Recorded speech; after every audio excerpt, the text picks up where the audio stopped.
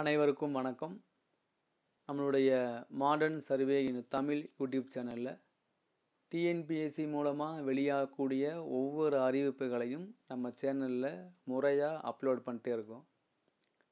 நம்ம ஒரு video upload பண்ணும்போது அந்த வீடியோ சம்பந்தமாக வரக்கூடிய சந்தேகங்களுக்கு நம்ம முறையாக நம்ம ரிப்ளை பண்ணிட்டே இருக்கோம். அது நம்மக்கிட்ட கேள்வி கேட்டவங்களுக்கு தெரியும். நம்ம போடக்கூடிய எந்த ஒரு வீடியோவாக இருந்தாலும் அது முறையாக இருந்தால் தான் வீடியோ போடுவோம். ஸோ அதனால நம்ம சேனலுக்கு பார்த்தீங்க அப்படின்னா நிறைய பேர் அவங்களுக்கு தேவையான சந்தேகங்களை நம்மகிட்ட கேட்டே இருக்காங்க. அந்த வகையில் பார்த்தீங்க அப்படின்னா நேற்று நம்ம ஒரு வீடியோ அப்லோடு பண்ணியிருந்தோம். அசிஸ்டண்ட் இன்ஜினியர் அந்த போஸ்டுடைய ரேங்க் லிஸ்ட்டை ரிவைஸ் பண்ணி விட்டுருக்காங்க. அதனால யாருக்கு பாதிப்பு வரும், அது என்ன காரணம் அப்படின்னு நம்ம சொல்லியிருந்தோம். அது இந்த மாதிரி டிஎன்பிஎஸ்சி விட்டுருக்காங்கன்னு சொல்லியிருந்தோம். அது போட்ட பிறகு அந்த வீடியோ போட்ட பிறகு அது அந்த வீடியோ அப்லோட் ஆகி கொஞ்ச நேரங்கள்லையே நம்ம சேனலில் ஃபாலோ பண்ணக்கூடிய பல நண்பர்கள் நமக்கு ஃபோன் பண்ணி இது அந்த ஓல்டு ரேங்க் லிஸ்ட்டில் என்ன இருக்குது, நியூ ரேங்க் லிஸ்ட்டில் என்ன இருக்குது, இப்போ அப்லோடு இப்போ ரிவைஸர் பண்ணதுனால எங்கெல்லாம் அந்த ரேங்க் லிஸ்ட் வந்திருக்கு, கொஞ்சம் வீடியோ போடுங்க டீட்டெயில்டாக அப்படின்னு நம்மக்கிட்ட கேட்டாங்க. ஸோ அவங்க கேட்கக்கூடிய கேள்வி நியாயமான கேள்வி.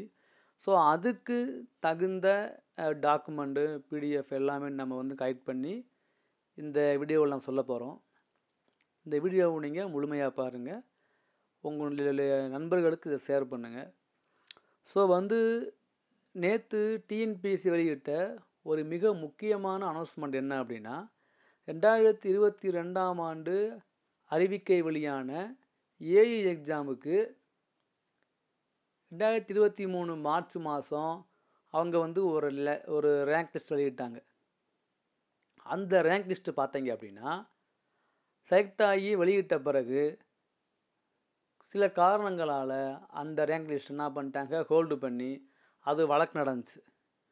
சிவி சரியாக அப்லோடு பண்ணாமல் அவங்க வழக்கு போட்டு அந்த வழக்கு ஒரு 8 மாதம் நடைபெற்று கடந்த வருடம் நவம்பர் மாதம் அதுக்கு தீர்ப்பு வெளியாகி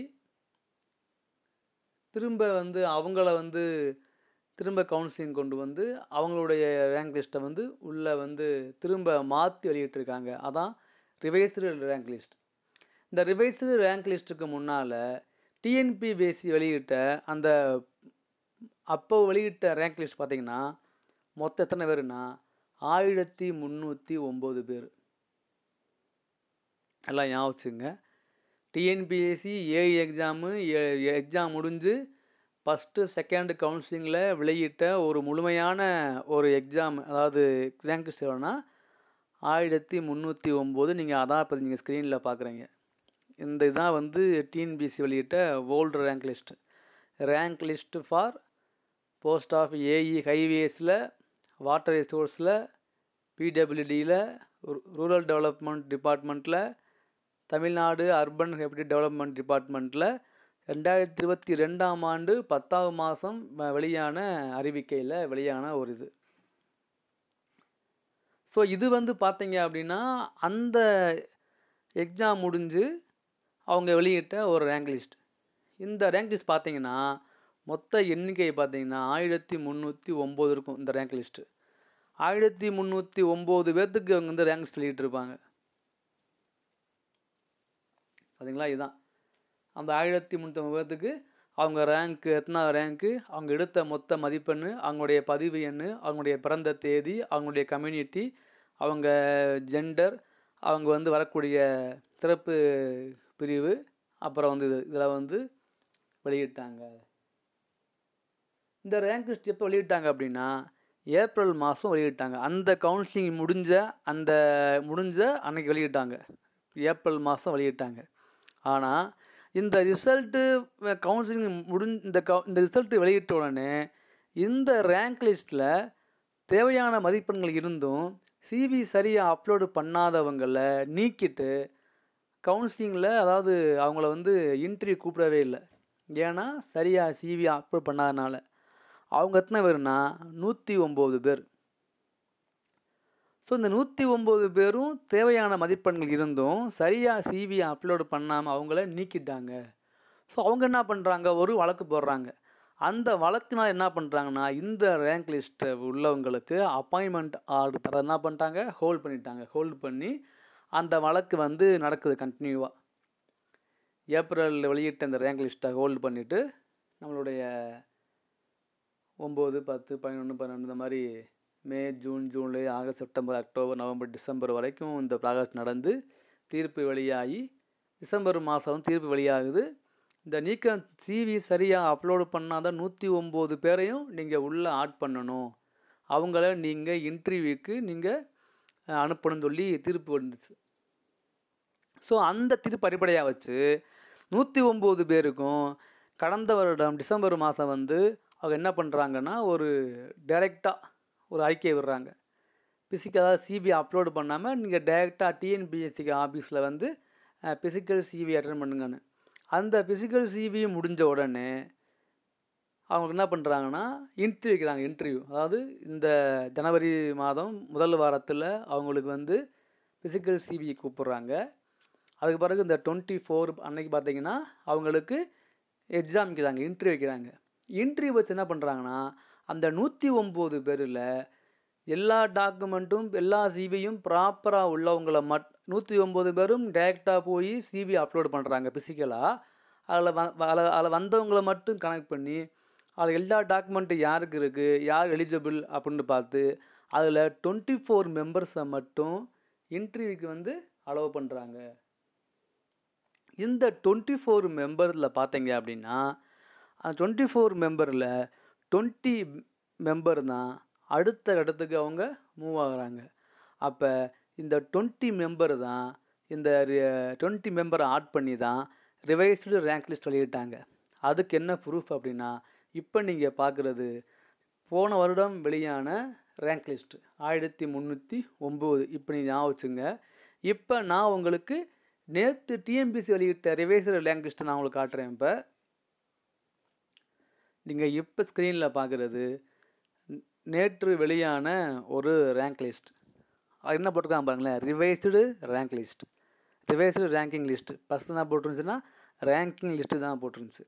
இந்த ரிவைஸ்டு ரேங்கிங் லிஸ்ட் எப்படி வெளியாயிருக்கு அப்படின்னா, நம்மளுடைய மெட்ராஸ் ஹைகோர்ட்டினுடைய ஆர்டரை பேஸ் பண்ணி 20/11 அன்னைக்கு வெளியான அந்த ரிட் அப்பீல் நம்பரை பேஸ் பண்ணி தான் இந்த ரேங்க் வெளியாக இருக்குது. இந்த ரேங்க் லிஸ்ட்டில் பார்த்தீங்க அப்படின்னா மொத்தம் எத்தனை பேருக்கு விட்டுருக்காங்க அப்படின்னா 1329 பேருக்கு விட்டுருக்காங்க. நீங்கள் தெரியும் இந்த பார்த்தீங்களா 29. அந்த பழைய ரேங்க் லிஸ்ட்டில் யார் எத்தனை பேர் எடுத்தாங்க, 1309. இப்போ நான் சொன்ன அந்த 20 மெம்பரை உள்ளே ஆட் பண்ணனால 1329. இந்த 1329 பேருக்கு தான் பிப்ரவரி மாதம் 3ஆம் தேதி 4ஆம் தேதி அவங்களுக்கு கவுன்சிலிங் எடுக்கிறாங்க. அப்போ ஏற்கனவே கவுன்சிலிங்கில் போய் தேர்வு செய்யப்பட்டவங்களுக்கு போஸ்டிங் கிடையாது. அப்போ இந்த 1329ங்கிறது எந்த அடிப்படையில் வருது அப்படின்னு பார்த்தீங்க அப்படின்னா, ஸோ இந்த 1329 பேரில் 20 பேர் இப்போ அந்த திரும்ப வைக்கப்பட்ட கவுன்சிலிங் மூலமாக தேர்வு செய்யப்பட்டவங்க. ஸோ மொத்தம் 1329. ஸோ இப்போ என்ன அப்படின்னா, கடந்த முறை வெளியிட்ட ரேங்க் லிஸ்ட்டு 1300, இந்த முறை வெளியிட்ட rank list revised rank list 1329. இந்த 1329 பேருக்கு தான் இந்த கவுன்சிலிங் வந்து திரும்ப நடக்க போகுது. அதனால் பழசில் உள்ளவங்களுக்கு இது பாதிக்குமானா, நம்ம முன்னரே சொன்ன மாதிரி இது கண்டிப்பாக பாதிக்கும். அது எந்த மாதிரி பாதிக்கும், யாரை பாதிக்குங்கிறத நம்ம வந்து இப்போதைக்கு நம்ம யூகிக்க முடியாது. ஆனால் இந்த 20 பேர் வந்து இப்போ லாஸ்ட்டு ஆட் பண்ணாங்களே 20 பேர், அந்த 20 பேர் வந்து அந்த இதில் வந்து லாஸ்ட்டாக ஆட் ஆகலை. அவங்களுடைய மார்க்கு படி அவங்க உள்ளே வந்து என்ன பண்ணுறாங்க, அவங்க ஜாயின் பண்ணுறாங்க. அப்போ இந்த 20 பேர் எங்கெல்லாம் ஆட் பண்ணுறாங்க அப்படின்னா, இந்த 1320 கீழே 21 அப்படி ஆட் ஆகலை. அவங்க ஒவ்வொருத்தருடைய மார்க்கு படி இந்த 1329 லிஸ்ட்டில் அவங்க மார்க்கு எங்கே வருதோ அங்கே தான் அவங்க ஆட் ஆகுறாங்க. அந்த ரேங்க் லிஸ்ட் நான் உங்களுக்கு இப்போ காட்டுறேன், நீங்கள் பாருங்கள். இப்போ நீங்கள் பார்க்குறது தான் இப்போ அதாவது மொத்தம் 1320 ஃபஸ்ட்டு ரேங்கிங் லிஸ்ட்டு. ரிவைஸ் பண்ண ரேங்க் லிஸ்ட்டு வந்து 1329. இந்த 20 பேரை எப்படி ஆட் பண்ணுறாங்கன்னா, அவங்க வாங்கின மார்க்குக்கு எடுத்த மாதிரி ஆட் பண்ணுறாங்க. அப்போ இவங்க ரேங்க் லிஸ்ட் எங்கே ஆரம்பிக்குது அப்படின்னா 515வது ரேங்க்கில் தான் ஒருத்தர் ஆடாகிறாரு. உங்களுக்கு தெரியும், நீங்கள் பாருங்கள், உங்களுக்கு புரியும்.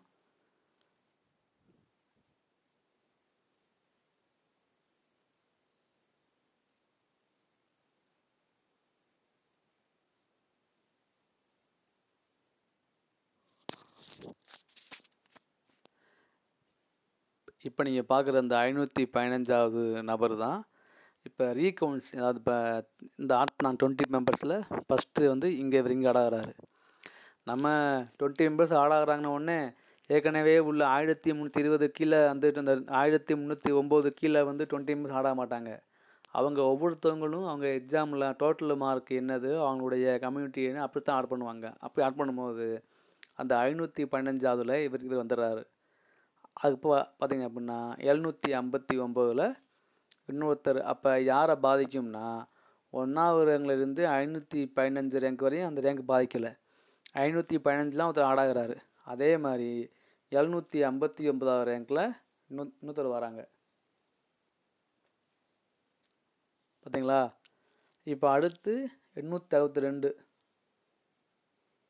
அடுத்து பார்த்தீங்கன்னா அதே மாதிரி இந்த 15 இந்த 20 பேரும் எங்கே வராங்க அப்படின்னு நீங்கள் பார்க்கலாம். அடுத்து வந்து 1155 அதில் ஒருத்தவங்களும்.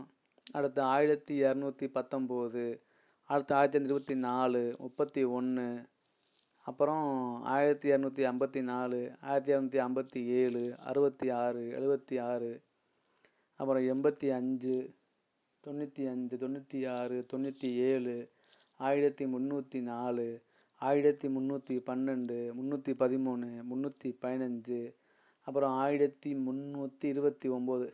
இந்த நம்ம டார்க் பண்ண பாயிண்ட் எல்லாமே இவங்க எல்லாமே வந்து இந்த 20 மெம்பர்ஸாக நியூவாக வந்து கவுன்சிலிங்கில் சேரப்பட்டவங்க. ஸோ இவங்க எல்லாருமே பார்த்திங்கன்னா அவங்களுடைய மார்க்குனால உள்ளே வரனால ஏற்கனவே தேர்வு செய்யப்பட்டவங்களது பாதிக்குமானால் கண்டிப்பாக பாதிக்கும். அதில் எந்த விதமான மாற்றமும் இல்லை. இது நம்ம சொல்ல முடியாது பொதுவாக. ஏன் அப்படின்னா இப்போ ஏற்கனவே இந்த ஃபஸ்ட்டு இந்த 514 வரைக்கும் ரேங்க் லிஸ்ட்டில் மாற்றம் இல்லை. 515 தான் இந்த 20 மெம்பர்ஸை ஜாயின் பண்ணுறாரு. இப்போ அந்த 514 பேருமே ஏற்கனவே எடுத்த டிபார்ட்மெண்ட் எடுப்பாங்களா அப்படின்னு சொல்ல முடியாது. அவங்க வந்து மாற்றி எடுப்பாங்க. இப்போ ஃபஸ்ட்டு கவுன்சிலிங் போகும்போது தெரியாமல் ஒரு டிபார்ட்மெண்ட் எடுத்துருக்கலாம். இப்போ அவங்களுக்கு வாய்ப்பு ரீகவுன்சிலிங் வரனால நம்ம எந்த டிபார்ட்மெண்ட் இருக்குது, நம்ம வந்து எதை சூஸ் பண்ணலாம் அப்படின்னு எடுப்பாங்க. ஸோ கண்டிப்பாக டிபார்ட்மெண்ட்டும் மாறும்.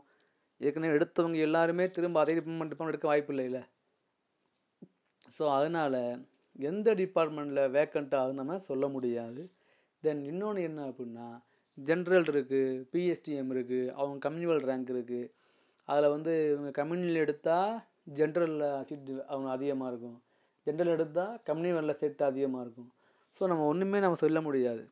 அதனால் ஆனால் ஒன்று மட்டும் சொல்லலாம், இந்த இது வந்து 1329 பேர்த்துக்குமே விலை கிடைக்குமானா நான் சொல்ல முடியாது. ஏன் அப்படின்னா மொத்த வேக்கண்ட் எவ்வளோன்னா 832 பேர் தேர்வு செய்யப்பட்டிருக்காங்க. அதில் பார்த்தீங்க அப்படின்னா இப்போ நடக்கக்கூடிய இந்த ரீகவுன்சிலிங் பார்த்தீங்கன்னா ஒன்லி வந்து சிவில் தான் கண்டக்ட் பண்ணாங்க. சிவில் தான் வந்து அவங்க விட்டுருக்காங்க. நீங்கள் வந்து ஹெட்டிங் பார்த்தா தெரியும் உங்களுக்கு. நீங்கள் ஹெட்டிங் பார்த்தாலே உங்களுக்கு தெளிவாக புரியும். உங்களுக்கு ரேங்கிங் லிஸ்ட்டு பிடபிள்யூடி சிவில் தான் போட்டிருப்பாங்க. நீங்கள் பார்த்தீங்கன்னா ஹெட்டிங் பாருங்கள் தெரியும் உங்களுக்கு. Revised ranking list for the post of assistant engineer, highways department civil, water resource department civil, PWD civil, rural development department, இப்படி தான் போட்டிருப்பாங்க. சிவில் தான் போட்டிருப்பாங்க. ஸோ சிவிலுக்கு உள்ள போஸ்ட் எவ்வளவுன்னா 703 போஸ்ட்டு. அப்போ 1329 போஸ்ட்டில் வேலை கிடைக்க போகிறது 703 பேர் தான். ஸோ அப்போ 703ங்கிறது அப்போ இந்த இது நம்ம மொத்தம் பார்க்க முடியாது. ஏன்னா வந்து இதில் ஓவரால் ரேங்க் இருக்குது, கம்யூனல் ரேங்க் இருக்குது, பிஎஸ்டிஎம்லாம் இருக்குது. நம்ம ஆளாக பார்க்கும்போது இல்லை யார் உள்ளே போவா யார் வெளியே வருவா நமக்கு ப்ராப்பர் தெரியாது. டிஎன்பிஎஸ்சி இது என்ன பண்ண போகிறாங்கன்னு தெரியல அஃபீஷியலாக. முழுமையாக என்ன பண்ண பற்றி நமக்கு நடந்தால் தெரியும்.